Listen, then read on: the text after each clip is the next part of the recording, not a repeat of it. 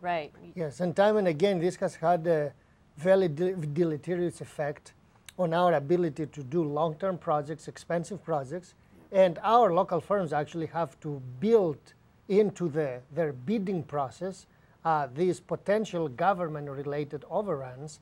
That's why our projects wind up costing 2 times the price of Washington State or California, because of the change orders and the change in politics and the change in alignments and change. And a good example of that, to see how uncertain the process is actually the rail system itself, where when we went in the polls in 2008 to vote for it, we all voted for a rail system that goes through Salt Lake. That was the agreement.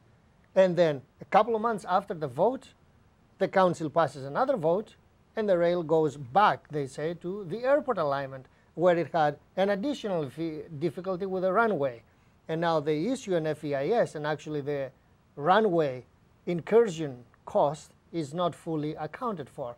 So, you know, one error piling on another, and very inefficient and very, very costly. So for people watching that might not know that much about the city infrastructure, big picture on the city infrastructure, what are some of the looming liabilities that we have out there, and compare that to the rail costs? Well, the number one looming liability is the secondary sewage treatment. We're the only metropolitan area in the United States that doesn't have secondary sewage treatment. And what we did is that we sued the EPA locally in federal court. We lost. We appealed in San Francisco. We lost. Essentially, it's game over. And there is no room for more scientific discourse, because what we are doing is that we are pre-treating the sewage, and then we shoot it out in the ocean 1.5 miles. We have marine outfall systems, as they're called. Some scientists say that this is not a polluting or dangerous practice. Being as it may, we lost. The EPA wants us to comply, and we lost a lawsuit against them. We have to do it. What is the price tag? $1.2 billion. In 2008, Senator Inouye himself issued a statement that if we lose this lawsuit, it has the ability to break the back of the city. Well, not only now we have to do it, we're not even planning for it, and it's 1.2 billion liability. That is in addition to the regular fixing of the sewer lines that they leak. We have over 100 leaks per year. This is in addition to fixing our water mains. We have, on the average, 1 water main breakage a day, according to the Board of Water Supply Statistics. And then we also have one of the worst pavements among cities and among states, 3rd worst. So we have, essentially, if you pile them up, it's easy math. They come up to about $4 to $5 billion of must-do infrastructure work. We're talking about this, just so people make sure they got that. Water main breaks, one a day. One a day. One a day. Yes. Yeah, that's actually, huge. And then the sewer breaks, you got about right. 100 a year. Over 100 a year. So that's about one every, what, 3 or 4 days, right? One every 3 days. Okay, so our city is deteriorating. Yes. The whole infrastructure is deteriorating, because a lot of it's been built in World War I, World War II. Right. And so now it's time to replace it. Replace it. Way past time to replace it. Absolutely. And we're already talking about, right. we're wasting a lot of money with patchwork. But patchwork, like the potholes, doesn't lead to any solution. With patching the potholes, we finally found ourselves being in the bottom of cities and states in the United States. Enough already. We're wasting a lot of money, and we're staying in the bottom. We have to invest.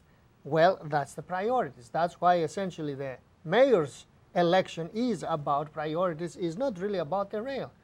Good or bad, in this economic climate and given our needs, we don't need it and we cannot afford it. And it's a very clear-cut decision. You mean the rail? You're talking about the rail, that's right. Funny how all of those things, the roads and the sewer and the water and the second treatment, everything is $1 billion or more. Each one of those, right? So we're in a different economic climate now. And I remember Sylvia Porter, the great business writer years ago, said America is a nation of economic illiterates. We don't understand basic economics.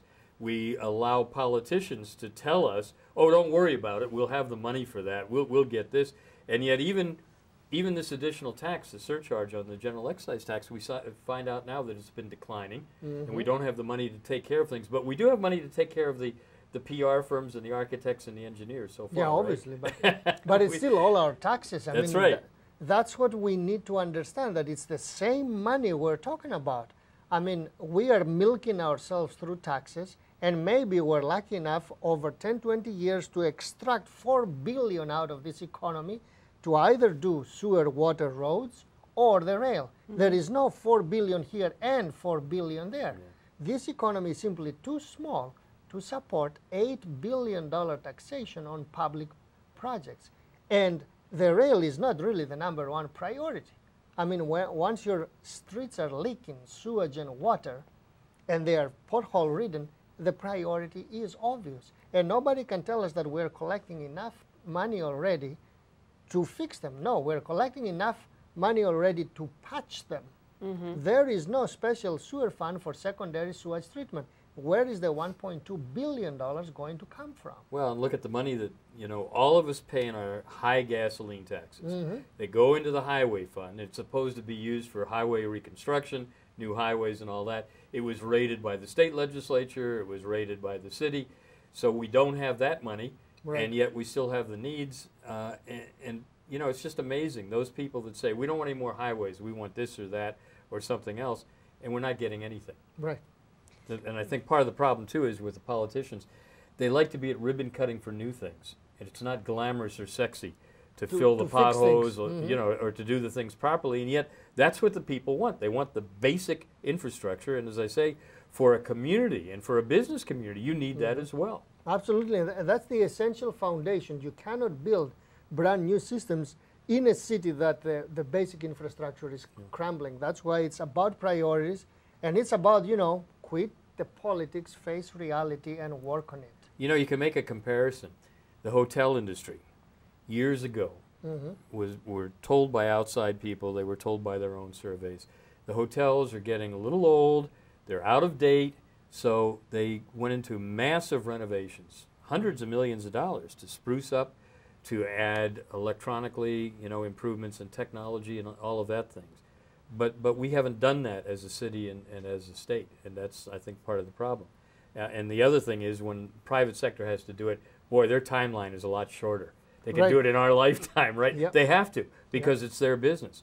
But the government is sucking money from so many different sources, and they don't have a timeline. It goes from administration to administration to administration. Yeah, speaking about the refurbishment in Waikiki, it happened in a time frame of less than 10 years. And we have been, having a huge congestion problem for so long. And indeed, from the area of electronics and computers, there is so much that you can do to manage your traffic signals and your roads faster for an incremental cost of, $5, $50, $100 million, which are doable numbers for our taxpayers. But instead of doing affordable projects to optimize the flow and clean up the bottlenecks, instead of doing anything practical, we're going into, a huge, high-capacity infrastructure that, unfortunately, time and again, experience in the mainland shows that not so many people will use. It's one thing to build it. Will they use it? Unfortunately, again, rail systems operate on the 5% margin while 90 to 95% drive. You don't create a transit system for the 90% of the population who drives. It's ineffective, and in our case, it's just not affordable, really. The people that have been crying for the rail, particularly people that live out in the leeward side, out on Eva Beach and all that, said, well, you've got to do something. And the problem is, if you do something, you've got to do the right kind of thing. And I remember you and your engineering students, you had all kinds of viable and affordable solutions, and nobody really gave that the time of day because that wasn't within the agenda. They want something that is going to be high cost, job creation, development created, and all of that. And they're not talking about congestion relief anymore at all, and for good reason, right? There is none. There is none. Yeah.